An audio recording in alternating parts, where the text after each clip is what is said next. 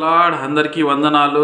ఒలివా prayer fellowship తరపున మరి ఒకసారి మీ అందరికీ ప్రభు అయిన యేసు క్రీస్తు వారి పేరిట హృదయపూర్వక వందనాలు తెలియజేస్తా ఉన్నాను. చాలా రోజులైంది, కొద్దిగా పనుల వల్ల నేను వీడియోస్ చేయలేకపోయాను. దయచేసి నన్ను క్షమించండి. ఈరోజు మరి ఒక అంశంతో మీ ముందుకు రావడం జరిగింది. విశ్వాస సహితమైనటువంటి ప్రార్థన. క్రితంసారి మనం రహస్య ప్రార్థనలో ఉన్నటువంటి రహస్యాలు మనం తెలుసుకున్నాం. ఈరోజు విశ్వాస సహితమైనటువంటి ప్రార్థనలో ఉన్నటువంటి విశ్వాస విజయాలు మనం తెలుసుకుందాం. హెబ్రీయులు రాసిన పత్రిక 11:1 ఏముంటుంది? నిరీక్షించబడు వాటి యొక్క నిజ స్వరూపమును అదృశ్యమై యున్నవనుటకు రుజువే విశ్వాసం. విశ్వాసం అంటే ఏంటిదంటే అది ఏదో ఒక రోజు రుజువు అయిపోతుంది. అది ఏదో ఒక రోజు నిజ స్వరూపంగా మన ముందు ప్రత్యక్షం అవుతుంది. మన ఆశ నెరవేరుతుంది, మన కోరిక తీరుతుంది. మనం చాలా ఆశలు ఉంటాయి. మనిషి ఆశాజీవి కదా. మరి ఈ ఆశగల ప్రాణాన్ని తృప్తిపరిచే దేవుడు మన దేవుడు కనుక మనకు అనేక ఆశలు ఉంటాయి. ఆ ఆశలు ఏదో ఒక రోజు ప్రత్యక్షమై మన మధ్యలో నిలబడతాయి అనే ఆశలతో ఉన్నటువంటి జీవితమే విశ్వాస జీవితం.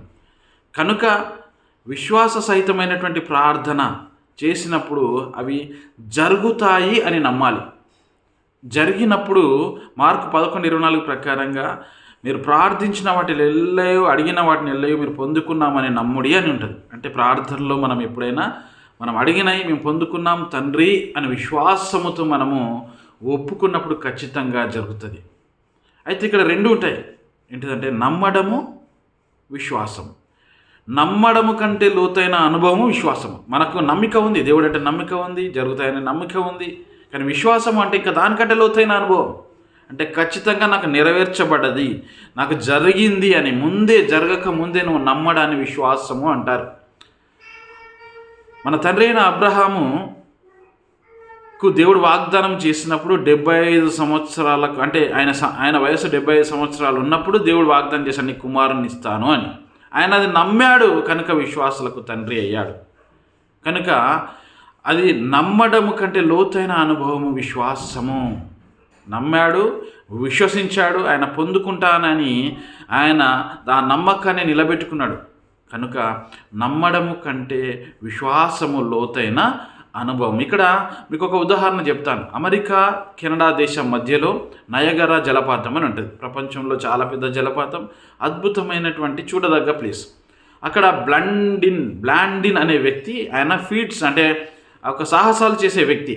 ఆయన ఏం చేస్తూ ఉంటాడంటే ఈ దరి నుంచి ఆ దరి, అంటే నయగర జలపాతం ఇక్కడ 2 కొండల మధ్యలో ఉన్నప్పుడు ఈ కొండ నుంచి ఈ కొండ మధ్యలో నీళ్లు పారుతూ ఉంటాయి.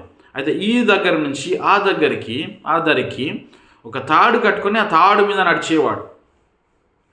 ఆ 2 కర్రలు బాతి ఆ కర్రల మధ్యలో తాడు కట్టి దానిపైన నడుచుకుంటూ ఈ దరి నుంచి ఆ దరికి చేరేవాడు.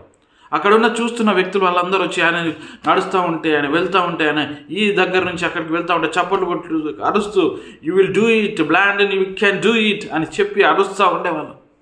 అదే బ్లాండిన్ అనే వ్యక్తి ఒకరోజు ఏం చేశాడంటే, నేను ఒక్కనే నడవడం కాదు, నేను కర్ర పట్టుకొని నడవడం కాదు, ఈసారి మిమ్మల్ని ఎవరినైనా ఒకళ్ళను భుజాల మీద వేసుకొని నేను ఈ దరి నుంచి ఆ దరికి వస్తాను అన్నప్పుడు, ఎవరైనా రండి అని ఆహ్వానించినప్పుడు ఎవ్వరూ రాలేదు.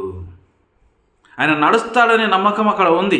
కానీ ఆయన నన్ను ఎత్తుకొని ఈ దరి నుంచి ఆ దరికి తీసుకువెళ్ళగలడనే విశ్వాసము ఏ ఒక్కరికి అక్కడ ఉన్న ఒక్కరికి వారు గ్రహించలేకపోయారు, విశ్వసించలేకపోయారు.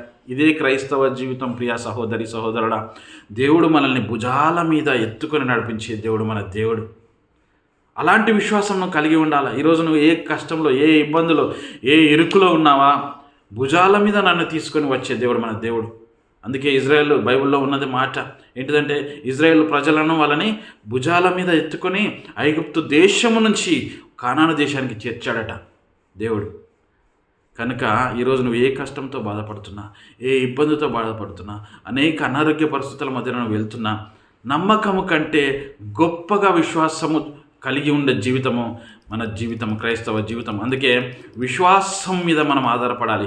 నమ్మకము కంటే గొప్ప లోతైన వాటిపైన నమ్మకము కంటే గొప్ప లోతైన అనుభవంలోనికి మనము రావాలి. తను వెతుకు వారికి ఫలము చేయవాడనియు నమ్మవలెను కదా.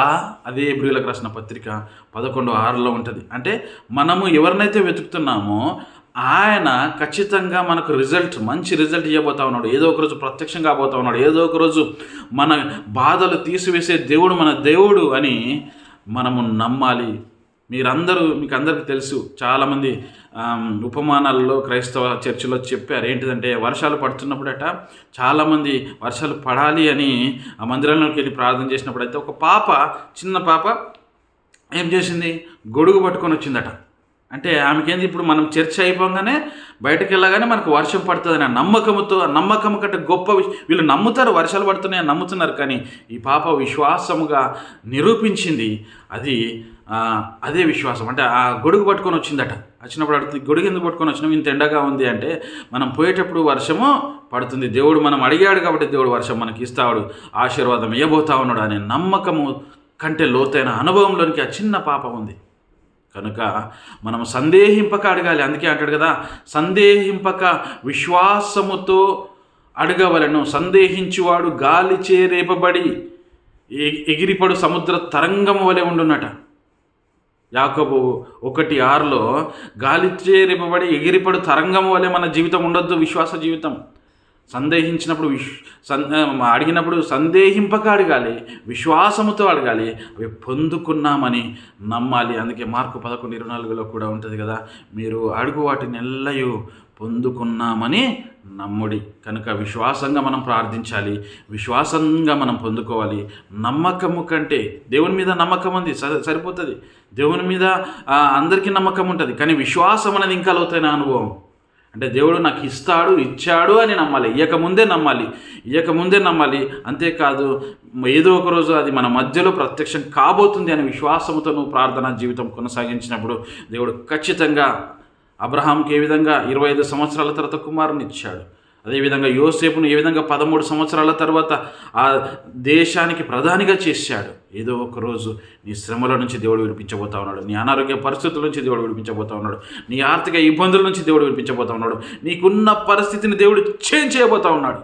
ప్రైజ్ ది లార్డ్, హల్లెలూయా. నమ్మకం కంటే గొప్ప జీవితంలోనికి, అంటే నమ్మకం కంటే లోతైన అనుభవంలోనికి మనం విశ్వాసముతో నడవవలసిందిగా ప్రేమపూర్వకంగా విజ్ఞప్తి చేస్తూ ఉన్నాను. చిన్న ప్రార్థన చేసుకొని మనం ముగించుకుందాం.